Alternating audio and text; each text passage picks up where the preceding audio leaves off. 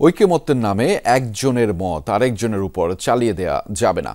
আলোচনায় যতটুকু ঐকমত্য হবে ততটুকুই বাস্তবায়নের আহ্বান জানিয়েছেন বিএনপির স্থায়ী কমিটির সদস্য আমির খসরু মাহমুদ চৌধুরী। দুপুরে রাজধানীর একটি হোটেলে বাংলা এডিশন পোর্টালের উদ্বোধনী অনুষ্ঠানে এই মন্তব্য করেছেন তিনি।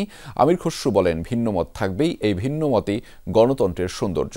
উস্কানিমূলক বক্তব্য না দিয়ে রাজনৈতিক নেতাদের একে অপরের প্রতি সম্মান বজায় রেখে কথা বলার আহ্বান জানিয়েছেন তিনি। দলটির আরেক নেতা মেজর হাফিজ উদ্দিন আহমেদ বলেন, বাংলাদেশে আওয়ামী লীগের রাজনীতি আর প্রতিষ্ঠিত হবে না। আর কেউ ফ্যাসিস্ট হয়ে ওঠার চেষ্টা করলে দেশের মানুষ আবারও প্রতিরোধ গড়ে তুলবে। অনুষ্ঠানে জামায়াতের নেতা এহসানুল মাহবুব জুবায়ের বলেন, আওয়ামী লীগ ও ভারতীয় আগ্রাসনের বিরুদ্ধে সকলকে ঐক্যবদ্ধ থাকতে হবে। উপদেষ্টা শারমিন এস মুর্শিদ বলেন, নির্বাচিত অনির্বাচিত সকলেরই এমনভাবে দেশ পরিচালনা করা উচিত যেন ক্ষমতার পালাবদলে কোনো সংকট তৈরি না হয়।